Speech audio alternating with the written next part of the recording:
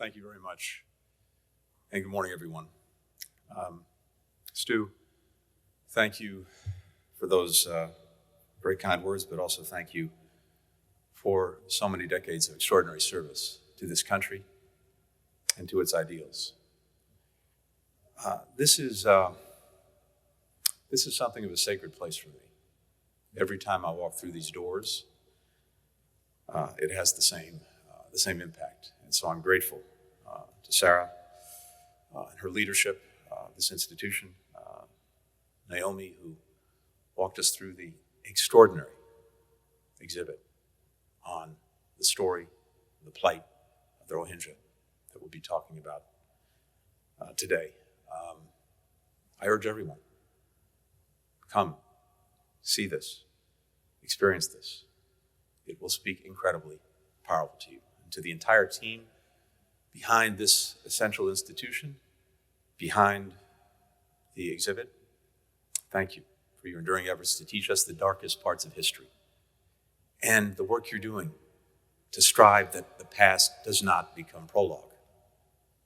It's your efforts that make this museum a living memorial. That is the incredible enduring power of this institution.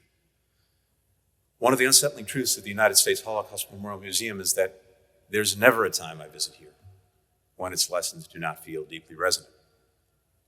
But I have to tell you, I can recall a few times when that history felt so urgent, or the responsibility it imparts on all of us so pressing. As we meet, the Russian government continues to wage its unprovoked, brutal war on Ukraine. Each day brings more harrowing attacks, more innocent men, women, and children killed. That includes the 5 people who were killed in a strike on March 1st on a TV tower and the surrounding area on the outskirts of Kyiv, the same site where just over 80 years ago, 33,771 Jews were killed by the Nazis in just 2 days, Babi Yar. Ukraine is home to nearly 10,000 Holocaust survivors, including an 88-year-old woman, Natalia Bernzaya of Odessa. Here's what she said in a recent interview, and I quote, "It's hard to wrap my mind around the fact that in 1941, I had to hide in the basement of this building, and that I'm going to have to do that again now." The Kremlin has tried to justify this war by falsely claiming that it's intervening to stop genocide, abusing the term that we reserve for the gravest atrocities, disrespecting every victim of this heinous crime. Yet, even as we're working to increase international pressure on the Kremlin to end this unjustified war, we know there are many other places in the world where horrific atrocities are being committed. Over recent weeks, as I've spoken with diplomats from around the world about Ukraine, I've also heard a constant refrain. Many of them say, yes, we stand with the people of Ukraine, but we must also stand with the people suffering atrocities in other places, like Xinjiang, where the Chinese government continues to commit genocide and crimes against humanity against predominantly Muslim Uyghurs and other minority groups. Like the atrocities committed in the conflict in Ethiopia by all parties to that conflict, as well as by Eritrean forces. And like the recent flare-up in Darfur, Sudan, which raises alarming echoes of past acts of genocide by Bashir's government forces and the Janjaweed. Standing with victims of atrocities is what brings me here today. One of my responsibilities as secretary is determining on behalf of the United States whether atrocities have been committed. It's an immense responsibility that I take very seriously, particularly given my family's history. Beyond the Holocaust, the United States has concluded that genocide was committed 7 times. Today marks the 8th, as I have determined that members of the Burmese military committed genocide and crimes against humanity against Rohingya. It's a decision that I reached based on reviewing a factual assessment and legal analysis prepared by the State Department, which included detailed documentation by a range of independent, impartial sources, including human rights organizations like Amnesty International and Human Rights Watch, as well as our own rigorous fact-finding. Among those sources was a joint report published in November 2017 by the Museum Simon Skjodt Center for the Prevention of Genocide and the human rights group Fortify Rights, and the museum's determination in December 2018 that there is compelling evidence that Burmese military committed crimes against humanity and genocide against Rohingya. Given the gravity of this determination, it was also important that this administration conduct its own analysis of the facts and the law. Among the most compelling material for reaching this decision was a 2018 report prepared by experts from the State Department, which focused on two periods of violence in Burma's Rakhine State, starting in October 2016 and August 2017, respectively. In both instances, the military used similar tactics targeting Rohingya: the razing of villages, killing, rape, torture, and other horrific abuses. The military's attacks in 2016 forced nearly 100,000 Rohingya to flee to Bangladesh. In 2017, attacks killed more than 9,000 Rohingya and forced more than 740,000 to seek refuge in Bangladesh. Let me take a moment to share some findings of this report because they are a key part of how I arrived at my own determination. The report was based on a survey of more than 1,000 Rohingya refugees living in Bangladesh, all of whom were displaced by the violence in 2016 or 2017. 3/4 of those interviewed said that they personally witnessed members of the military kill someone. More than half witnessed acts of sexual violence. 1 in 5 witnessed a mass casualty event, that is, the killing or injuring of more than 100 people in a single incident. These percentages matter. They demonstrate that these abuses were not isolated cases. The attack against Rohingya was widespread and systematic, which is crucial for reaching a determination of crimes against humanity. The evidence also points to a clear intent behind these mass atrocities, the intent to destroy Rohingya in whole or in part. That intent has been corroborated by the accounts of soldiers who took part in the operation and later defected, such as one who said he was told by his commanding officer to, and I quote, "shoot at every sight of a person," end quote, burn villages, rape and kill women. Orders that he and his unit carried out. Intent is evident in the racial slurs shouted by members of the Burmese military as they attacked Rohingya, the widespread attack on mosques, the desecration of Qurans. Intent is evident in the soldiers who bragged about their plans on social media, such as a lieutenant in the 33rd Light Infantry Division who, as he was deployed to Rakhine State in August 2017, wrote on his Facebook page, and I quote, "If they're Bengali, they'll be killed." His unit is among those reported to have committed atrocities. Intent is evident in public comments by Min Aung Hlaing, the commander-in-chief of the Burmese military, who was overseeing the operation. On September 1st, 2017, as soldiers were razing villages, killing, torturing, raping men, women, and children, he said this, and I quote, "The Bengali problem was a long-standing one that has become an unfinished job.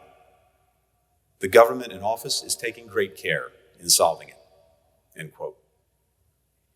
This is the same man who, in 2021, would lead the military coup to overthrow Burma's democratically elected government and who currently heads its repressive regime. Intent is evident in the preparatory steps that soldiers took in the days leading up to the atrocities. In the village of Mangnu, for example, soldiers started by confiscating Rohingyas' kitchen knives and machetes. Then they imposed a curfew. Then they tied pieces of red cloth outside the homes of Rohingya and at a local mosque. And then, only then, did the killing start. Intent is evident in the military's efforts to prevent Rohingya from escaping, like soldiers blocking exits to villages before they began their attacks, sinking boats full of men, women, and children as they tried to flee to Bangladesh.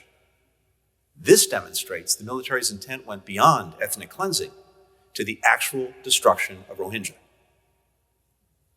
Percentages, numbers, patterns, intent. These are critically important to reach the determination of genocide. But at the same time, we must remember that behind each of these numbers are countless individual acts of cruelty and inhumanity. Nehra, a mother of 4, begged soldiers not to rape her in front of her children, but she said, "They did what they wanted to my body." Harsa's 12-year-old son was torn from her arms and forced to lie face down in front of her before soldiers began to stomp on his head and neck. It's painful to even read these accounts. And I ask each and every one of you listening, put yourself in their place. Imagine this was your own child. Imagine. These stories force us to reckon with the immeasurable pain wrought by every heinous abuse. That pain ripples outward, from the individual victims and survivors to loved ones, to friends, to entire communities.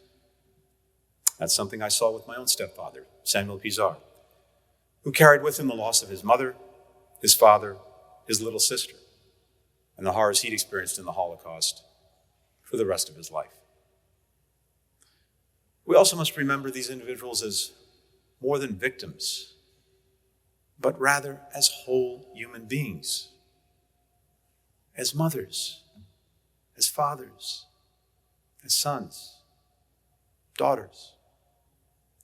People like Jamila and her 15-year-old son, Jahangir, whose story is part of the exhibit that I saw just a little while ago. Jahangir was one of dozens of Rohingya executed by soldiers in August 2017. He was a boy with bright, inquisitive eyes, a dedicated student who always had a book in his hand. When soldiers arrived at his village, he hid his books, fearing soldiers would steal them. After he was killed, his mother carried those books with her as she fled to Bangladesh. She still carries them today. Jamila is one Rohingya mother who lost a child out of thousands. There's another fundamental lesson of the Holocaust Museum's powerful exhibit, which is found in its title, Burma's Path to Genocide. That's the groundwork for genocide. The fact that it's laid far in advance, over years, even decades, through a steady process of dehumanization and demonization. For example, tomorrow, March 22nd, is the day that the Nazis opened their first concentration camp in Dachau, just 10 miles from Munich. That occurred in 1933. A dozen years before my stepfather would be sent to that camp after his time in Majdanek and Auschwitz. The museum's exhibit that I toured shows us the long path to genocide in Burma. How Rohingya, who had been an integral part of Burma's society for generations, saw their rights, saw their citizenship methodically stripped away. In 1962, when the military staged its first coup, it canceled all Rohingya language programming on the state-run broadcasting service. In 1978, when the military used a nationwide campaign to register so-called foreigners as a pretext to terrorize Rohingya, forcing more than 200,000 to flee to Bangladesh. In 1991, when soldiers carried out killings, rapes, massive destruction of Rohingya communities as part of the military's so-called clean and beautiful nation, driving an additional 250,000 Rohingya to Bangladesh. The path is a familiar one, mirroring in so many ways the paths of the Holocaust and other genocides.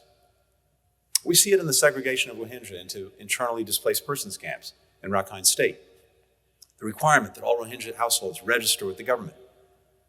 We see it in Burma's 1982 citizenship law, which effectively excluded Rohingya from citizenship and denied them full political rights, echoing the 1935 Nuremberg laws that stripped Jews of their German citizenship. We see parallels in the dehumanizing hate speech. Rohingya were compared to fleas, to thorns, to an invasive species, just as Tutsis were compared to cockroaches, and Jews to rats and parasites. Understanding the contours of this path is a core part of the Holocaust Museum's mission. It's crucial to all of us who are committed to living up to the maxim of never again. By learning the steps toward the worst atrocities, we're empowered to prevent them. And while today's determination of genocide and crimes against humanity is focused on Rohingya, it's also important to recognize that for decades, the Burmese military has committed killings, rape, and other atrocities against members of other ethnic and religious minority groups. Reports of these abuses are widespread, they're well documented, they've occurred in states across Burma. That history and the determination that we're making today are fundamental to understanding Burma's current crisis. Many of the military leaders who oversaw the genocidal campaign against Rohingya, including the general who led it, were also involved in abuses committed against other ethnic and religious minority groups. They're the same military leaders who overthrew Burma's democratically elected government on February 1st, 2021, and seized power. Since the coup, we've seen the Burmese military use many of the same tactics. Only now, the military is targeting anyone it sees as opposing or undermining its repressive rule. Student protesters, pro-democracy activists, striking workers, journalists, health workers. 22-year-old Finza Hain was a nursing student who went to protest to provide medical care to the wounded. On March 28, 2021, she was tending to 3 injured people at a protest in Moniwa when soldiers approached and shot her in the head. On December 24th, 2021, the military massacred at least 35 people, including women, children, 2 humanitarian aid workers in Kia State, and then burned their bodies. According to a doctor who examined the bodies, almost every victim's skull was fractured. Since seizing power, the military has killed more than 1,670 men, women, and children, and unjustly detained at least 12,800 more in abysmal conditions.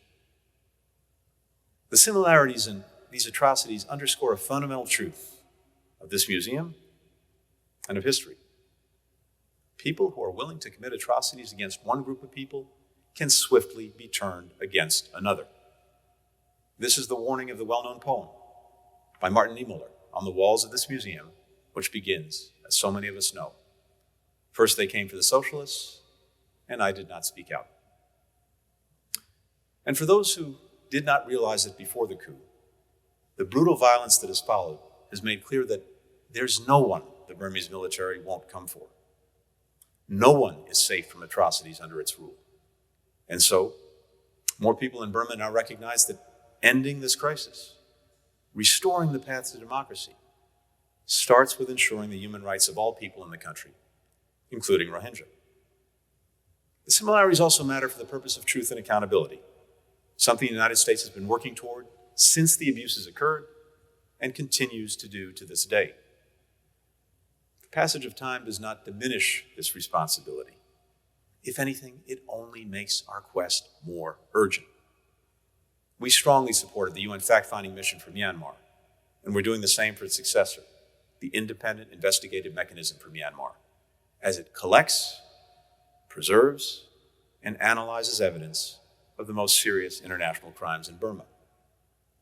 We're providing a wide range of support, including information, resources. And today I can announce that we're also contributing nearly $1 million in additional funding. We've also shared information with the Gambia in connection with the case it's filed against Burma under the Genocide Convention at the International Court of Justice for the atrocities committed against Rohingya. Even as we lay the foundation for future accountability, we're also working to stop the military's ongoing atrocities, press for the release of all those unjustly detained, support the people of Burma as they strive to put the country back on the track to democracy.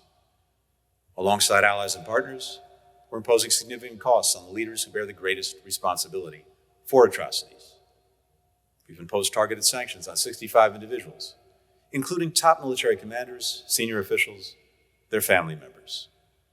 We've applied sanctions or export controls on 26 entities that were either implicated in human rights abuses or generate revenue for the military and its leaders. And we prevented the regime from plundering Burma's overseas reserves. In June 2021, we led efforts at the UN General Assembly to pass a resolution calling on member states to stop the flow of arms into Burma, which 119 countries supported, and only one voted against. And in January, we joined 35 nations in calling for an end to the provision of all arms, material, and technical assistance to the Burmese military. All governments have a responsibility to keep the pressure on. The report released last month by the UN Special Rapporteur on Human Rights in Burma found that China, Russia, and Serbia have all continued to supply the regime with weapons used against civilians since the coup. We're closely working with our allies and partners in Asia, around Europe, at the G7, the United Nations, the Organization of Islamic Cooperation, to deny the regime the international access and credibility it craves. We're supporting ASEAN's efforts to end the regime's violence and seek a peaceful resolution of the crisis through its 5-point consensus.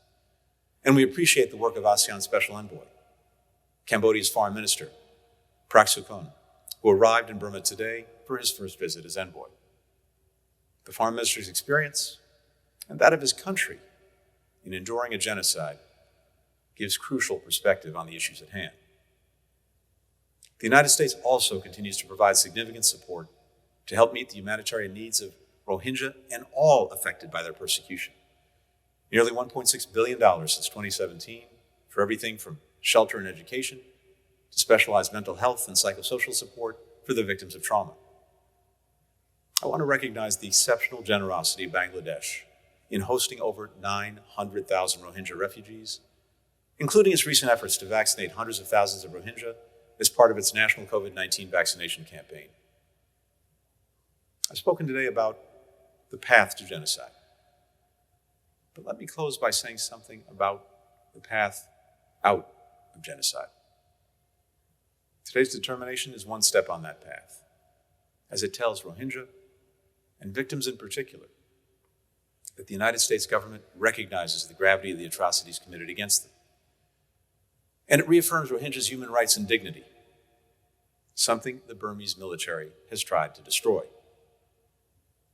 In the wake of the coup, we've seen growing solidarity with Rohingya across Burma, including an important commitment by the National Unity Government to ensure that the human rights of Rohingya and of all ethnic and religious minority groups are respected. Of course, the path out of genocide also runs through justice. And while today that justice may feel elusive, to look around this room is to get a sense of just how determined people are to end the Burmese military's decades-long impunity. And there are many of us. Rohingya activists who've dedicated their lives to defending the rights of members of their community, several of whom are here today. And thank you for being with us. Local and international human rights organizations, which have spent years documenting atrocities against Rohingya and other ethnic and religious groups in Burma. Members of the United States Congress, who've demonstrated sustained bipartisan leadership in condemning the atrocities committed against Rohingya, providing humanitarian assistance, supporting the democratic aspirations of the people of Burma. And of course, the courageous Rohingya survivors who've been willing to come forward to share their stories, to provide accounts of what they experienced. The case files are growing. The independent investigative mechanism for Myanmar alone has collected more than 1.5 million items of evidence and information, including witness testimonies, documents, messages, photos, videos, geospatial imagery, social media pages. Efforts are moving forward not only at the International Court of Justice, but also through the International Criminal Court and through the domestic courts of Argentina in a case brought under universal jurisdiction. The day will come when those responsible for these appalling acts will have to answer for them. Ultimately, the path out of genocide also leads home. Last week, the UN High Commissioner for Refugees released a report based on interviews with thousands of Rohingya refugees across the region. It found that despite all they've endured, despite decades of being told they do not belong, 2 out of 3 Rohingya refugees still want to return home to Burma one day, as long as they can do it safely, with dignity, with human rights, which is not possible now. And so, with today's determination, the United States reaffirms its broader commitment to accompanying Rohingya on this path out of genocide, toward truth, toward accountability, toward a home that will welcome them as equal members, that will respect their human rights and dignity alongside that of all people in Burma. Thank you very much.